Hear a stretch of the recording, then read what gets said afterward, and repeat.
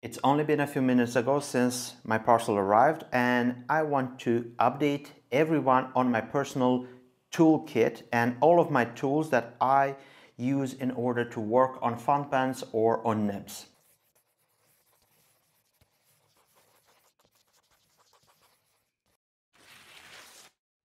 Welcome, it's your host Amy from PenVenture, and I am grateful to have you on another Pen Talk 101 video. The subject of this video will be my full toolkit and all of the tools that I use to adjust nibs and work on fountain pens. So I just received a parcel from Pendragons. There you will find a lot of tools for adjusting nibs, fountain pens, supplies that you need when you decide to work on pens.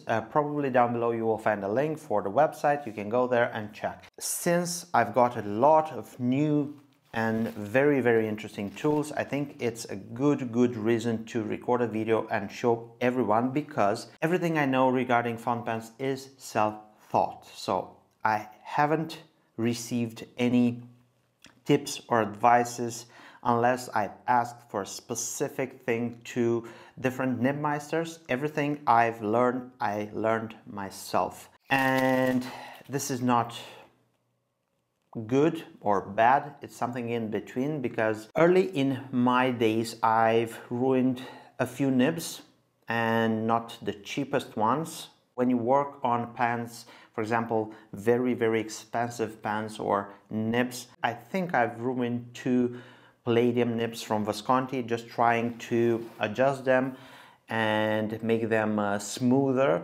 I don't think this is the best way to learn something, but I quickly came to realize there is no other way for myself. I live in Romania, Eastern Europe. I don't know anyone who is a nib meister or work on pens from my country, so I had to learn myself. I am not the type to wait for 6 months in a line for adjusting a nib or grinding a nib or working on a fountain pen, so I had to do something and I learned myself based on my collection. Let's dive into this big parcel, and I'm going to show you every tool and I will explain how do I use every tool. And we're going to start with the basic. This is my magnifying glass, and this is a very convenient tool. We have a 60x and a 30x, and also it has a small LED light, and this is very convenient. It's the tool that I use the most. So working on nibs, you need a magnifying glass. We have something that is very simple. This is a rubber pad. This is from an old bicycle tire. I've cut a square part, and this is what I use to remove the nibs that are friction fitted. And this is also used if I want to unscrew something that is very tight. I use this kind of rubber pad. Silicone grease bottles, or call them what you want. I normally use this one and it's almost done. So this is what I acquired early in my collecting years from Goulet pens, and now I ordered 3 big, call them whatever you want, and this will probably keep me safe and my pistons and pens lubricated for the rest of my life. Now I want to show you 2 jewelry cloths, and this is what I received from Mike in my parcel. This is what I've used, and this is very dirty, and this is what I use to polish silver parts on pens and to polish some nibs. Also, along with this cloth, I sometimes use a liquid abrasive micro gloss. This is very convenient and very easy to use. I quite enjoy working with this because you only need a little bit of, only a drop put on the cloth, and you can polish a nib or the surface on some fountain pens to a mirror finish. Be very careful. I don't advise you to use this kind of abrasive substance on your pens. It's your risk. Something that is also nib related, and I've ordered a pack of brass sheets. I've had 2 or 3 small bits that I've used on my nibs, but those were at the same thickness. I believe they were 001, which is the most thinnest ones. In this pack I ordered a few 001, 002, 003 and 005, just in case I need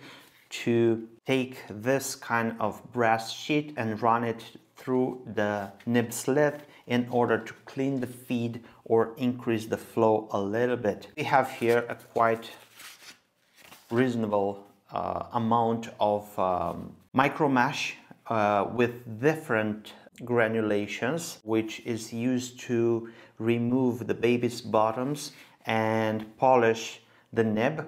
Also, my process involves moving gradually from 2400 down to 12,000 grit, so finer and finer. In the end, the nib tipping will become very smooth and glossy and shiny. That will provide a very smooth riding experience, but be very careful. If you go smoother and smoother, there is a limit, and if you pass from that limit up, you will have a pen that will skip or hard start. So it is a balance in between smoothness and to work properly. When there is something wrong regarding the ink flow, you probably heard this code by now: heat setting an ebonite feed. I have a video regarding this topic. I'm going to link it up here. You can watch that. And basically it implies that the feed should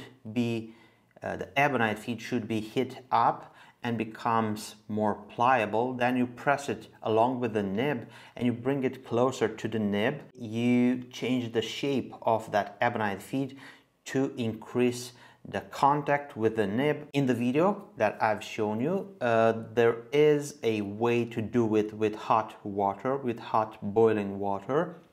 But because here we have a lot of pans, it's more easy to do it with hot air.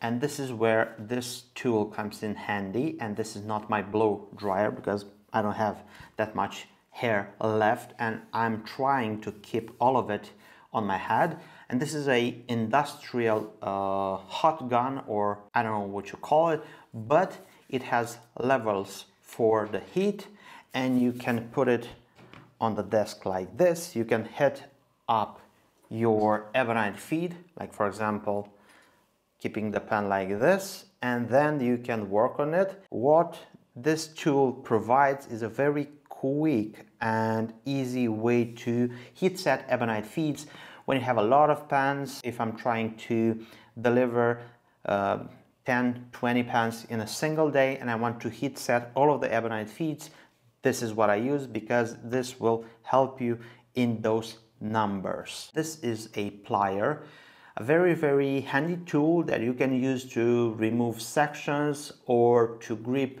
a fountain pen or something that you need an extra leverage on. The part that grips the fountain pen came with this 2 rubber pads, and I don't think you can ruin or destroy a fountain pen using this kind of tool, and you need to be very careful not to squeeze and apply a lot of pressure because you can dent the resin or the plastic or the celluloid. If you combine this tool, which offers leverage, with a fine grip or a very sensitive grip on your hands, you have great results. I always have near me a kit like this, and this is precision knife. It is a set with different thickness and ways of having the edge and cutting, and this is what I use to cut something fine, to maybe increase the flow into a ebonite feed or a plastic feed. I use this kind of tools, and also this kind of tools are used in order to remove a ink sac from a section. If you want to change the sac, I use this kind of tool to very finely cut the sac and remove it. And since we are talking about the ink sacs, I have to make a confession. Well, big moment. One of my first ink sacs from a Armando Simoni Club Bologna Extra have been failing completely, and I disassembled the fountain pen. I want to show you how does it look. I had to change this ink sac because it was melted. Inside you will see a ink sac, and you can pretty easily change this ink sac, but I was fortunate enough to have a few of them in my spare parts. I had changed this one quite quickly. I'm gonna show you how they look. Of course, at one point I realized that all of them will fail, so I had to order a few ink sacs and some supplies. This is the nib housing. This screws in the nib section. What follows is this ink sac, and I don't know if this is latex or silicone, so I'm not an expert. I've ordered a few replacement ink sacs, different sizes, just to see what fits better. With it, I've ordered some glue. This is for latex and this is for silicone. Also in the sac category, we have some chalk. This kind of powder, it is used in order to coat the ink sac, and this will provide a, let's say, non-sticky surface, because latex is quite sticky, so a ink sac can stick to the walls of a fountain pen. And again, I'm not an expert. This is what I've came to realize myself based on my own experiences, and I've saved the best for last. Nib working will demand a lot of patience and also tools. I have not used tools till this point. Everything that I've accomplished was with my fingernails and toothpicks and stuff like this, but I've seen on the Pendragon's website this very handy toolkit. A lot of bent nibs are very hard to bring to the original shape, being that they are small objects and you don't have grip, you don't have the proper tools. Very easily you can overdo it. So in this toolkit we have this aluminum block, and this has two shapes. You can put a nib like this, and you can pretty much have a very hard surface upon which your tools can work, and you can put the nib back together by pressing with different tools, and you have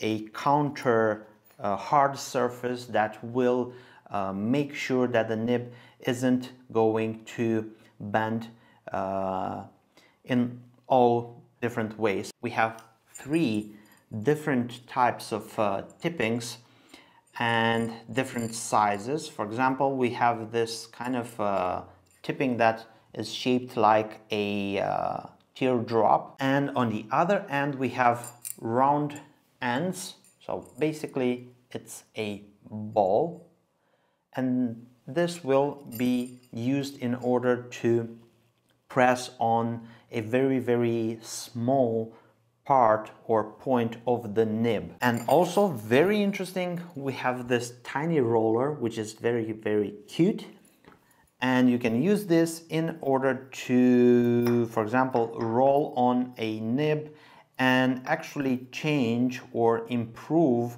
the curvature of the nib. And you can roll over the nib like this, and you can bend it to the proper shape. Well, I think this is it. This is my toolbox, and this is what I use in order to work on nibs and on fountain pens.